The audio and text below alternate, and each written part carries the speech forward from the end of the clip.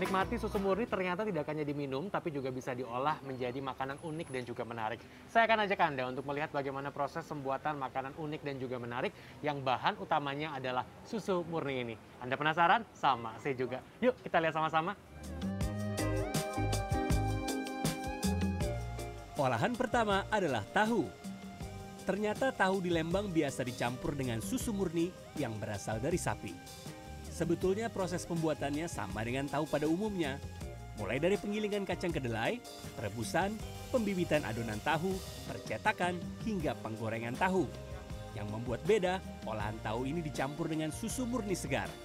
Di tempat ini 13 kg kacang kedelai biasanya sebanyak 4 liter susu murni dicampurkan ke dalam adonan tahu. Adanya campuran susu dalam tahu akan membuat tahu yang dihasilkan memiliki tekstur lebih lembut dan juga cenderung padat. Nah, setelah digoreng hasil olahan tahu yang dihasilkan akan lebih renyah saat dinikmati. Ya rata-rata sih setelah mereka mencoba itu memang lebih lembut, ada isinya lebih lembut dan lebih gurih karena kita menggunakan campuran susu murni dan ada margarinnya juga. Dan kalau yang untuk tahu gorengnya sendiri itu memang ada crunchy-crunchy-nya gitu. Olahan susu lain yang juga dikenal di Lembang adalah yogurt. Yogurt merupakan olahan susu yang telah difermentasikan. Yogurt di tempat ini diolah menjadi dua macam.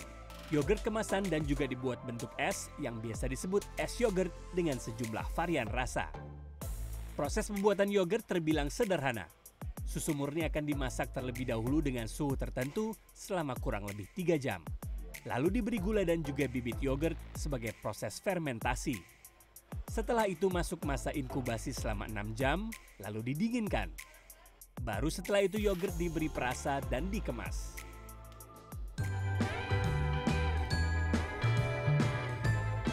Nah, yang ini lebih unik, namanya rempeyek susu. Biasanya rempeyek terbuat dari campuran tepung, telur, dan sejumlah rempah seperti bawang putih, ketumbar, garam, serta air. Namun rempeyek ini mencoba berinovasi mengganti air dengan susu murni. Meski demikian, cara pembuatannya tidak jauh berbeda dengan pembuatan rempeyek biasa. Seluruh bahan akan dicampur menjadi satu sesuai takaran sampai tercampur merata. Setelah itu adonan bisa langsung digoreng menggunakan minyak panas sampai berwarna kuning kecoklatan. Jadi memang pengaruh susunya membuat rempeyek ini lebih crunchy. Itu juga yang kemudian disampaikan oleh chefnya tadi, mengatakan pengaruh crunchy-nya ini dari susu murninya ini. Dan memang cocoknya makannya tidak sendiri, bisa pakai bakso, mie ayam, atau mungkin bisa teman nasi untuk Anda bisa nikmati. Saya nikmati dulu ya rempeyek susu ini. Untuk membuat rempeyek susu biasanya 7 liter susu murni digunakan untuk 7 kg adonan rempeyek. Sebenarnya apapun yang dicampur dengan susu itu akan menghasilkan rasa yang lebih renyah, lebih gurih. Makanya begitu saya bikin rempeyek susu, rasanya pasti akan lebih enak gitu. Menurut dokter spesialis gizi klinik Yohanes Chandra Winata, susu baik untuk kesehatan tulang dan kaya akan gizi. Mulai dari protein, karbohidrat, kalori, vitamin D, dan kalsium. Yohanes menambahkan, olahan susu yang dipadukan dengan makanan lain tidak akan merusak kandungan gizi dalam susu. Namun harus diperhatikan dalam proses pengolahannya. Tentunya ada masalah, yaitu adanya peningkatan kalori. Ya.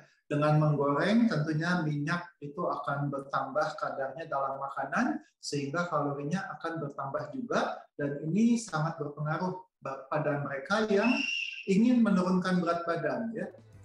Yohanes menyarankan konsumsi susu harus dibarengi dengan sayuran dan buah, agar cakupan gizi yang didapatkan tubuh bisa berimbang.